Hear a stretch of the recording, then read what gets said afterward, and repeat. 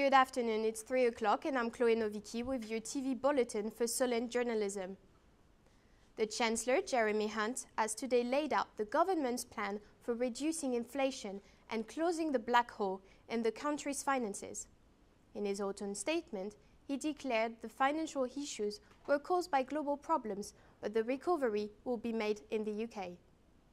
Mr. Speaker, there is a global energy crisis, a global inflation crisis and a global economic crisis. But the British people are tough, inventive and resourceful. We have risen to bigger challenges before. We aren't immune to these headwinds, but with this plan for stability, growth and public services, we will face into the storm.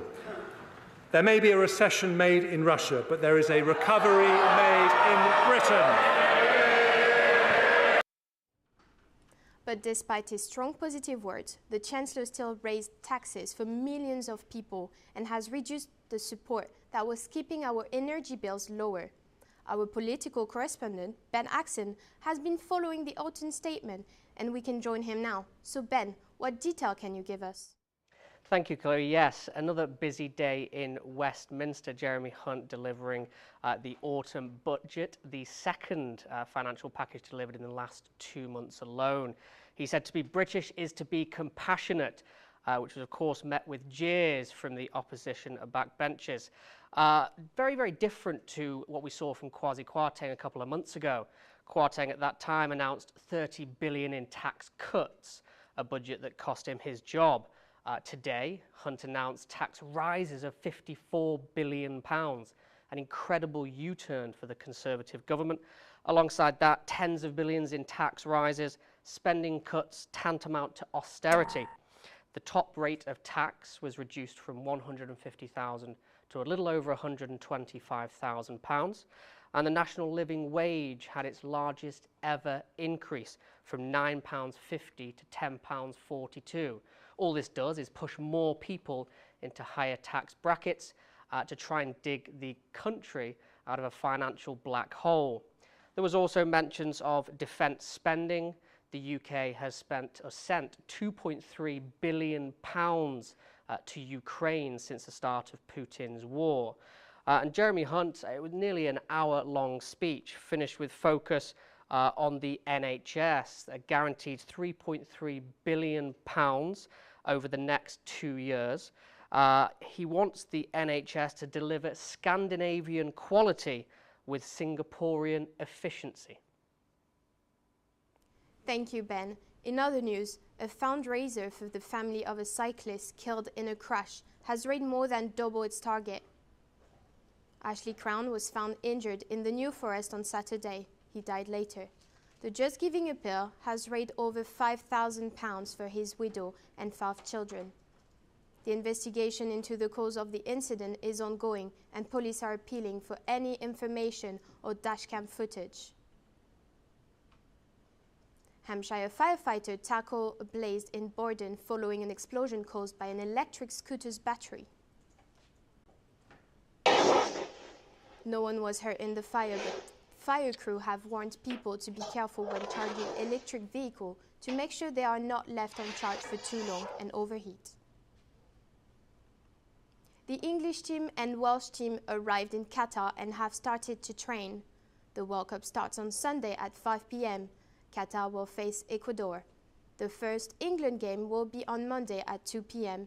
England will face Iran. But let's find out how people in Southampton will watch the World Cup or not. Our reporter, Joao Tomaszek, has the story.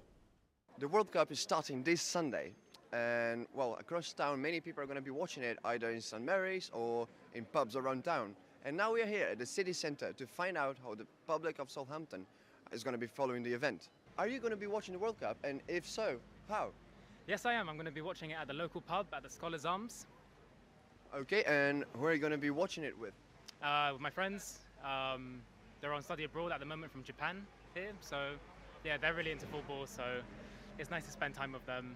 Are you going to be watching the World Cup, and if so, how are you going to be watching it? Yeah, I will be watching the World Cup. I'll either, I'll be going pub or something like that, or I'll just be hanging about with a few mates watching it on TV. Lucky I ain't working any of the England games, so I haven't had to think about that. But I mean, there's a few of the other games. I just have it on my phone at work. I've already spoken to them. They know the World Cup's on, so they ain't too fussed. So. Are you going to be watching the World Cup? I'm afraid I'm not, no. Any special reason for that? I have very little interest in football, but I disagree with where it's being held as well. Strongly disagree. I mean, what are your disagreements about it then? I think we all know that the human rights record in Qatar is not the greatest, and I feel they shouldn't be playing out there. Are you going to be watching the World Cup? Here and there, not like consistently, but I'll watch a few games. Okay, and who are you going to be watching it with? Probably my family, to be fair. My dad's a big football fan, so I know he'll probably force me to watch a few games. So after speaking to the public, it's clear that most of people are happy to watch it at home with their families or at the pubs like this one with their friends. But some people are still a bit unsure about watching it due to the World Cup being held in Qatar and all the human rights controversy around it, which you can find more about that on our website. And well, that's all for us today, and please pop down in the comments how you are going to be watching the World Cup this year. In other local stories, Matthew Rafferty, a music teacher passionate about photography, started to capture Soutonian strangers' portraits. Usually taking landscape pictures, he challenged himself by taking photos of strangers in Southampton city centre. Yes, it's me on the last picture. I had the chance to meet him for an interview. If you want to find out more on the website, just check solentjournalism.co.uk. After the announcement of the cancellation of the Christmas market, we have some good news. It's back and it opens tonight. You can already enjoy ice skating. Our reporters, Rachel Chambers and Francesca Eden, went to check this out. Despite earlier reports that the German Christmas market wouldn't be returning to Southampton, recent reports from Southampton City Council have stated that a different company known as S&D Leisure has stepped in at the nick of time by bringing their own Christmas market to save Christmas in Southampton. I have taken to the streets of Southampton to find out what people think of the return of the Christmas market. Southampton City Council stated that the Christmas market wasn't going to be returning, but S&D Leisure stepped in and brought along their own. Are you happy that the Christmas market has returned to Southampton? Yeah, I'm definitely really happy. I feel like you can't get much better than Christmas in a city, and you can't get much better than Christmas market, so I'm definitely going to be popping along. I do. I think it looks really good. I think it definitely brings a lot of people to the town. I remember coming to the University Open Day last year and seeing the Christmas market was all set up. There was loads of people gathered round, sort of all in the tents and stuff, and I remember thinking, you know, it just looks so good that if I come back here for university, I definitely want to come down and see what it's about. And you know, I heard that it wasn't going to come back, and then it was coming back. So yeah, I'm happy that it's back. Very happy, because I didn't think we were going to get one this year, and it's just so nice that we've actually got it back. Alongside the Christmas market, many other events are occurring around Southampton this year for Christmas. My colleague Francesca Eden has more on the story. Thank you, Rachel. Now, the weather behind me is looking mighty frightful. The Christmas festivities are sure to be delightful. Just behind me, as you can see, is Whiskey on Ice. It's the first time it's been back since 2019. As well as going ice skating, or if it's not your thing, you can visit the Alpine Ski Bar, which is right next door to it. You can also rent out cosy cabins as well, which you can enjoy hot drinks and refreshments in.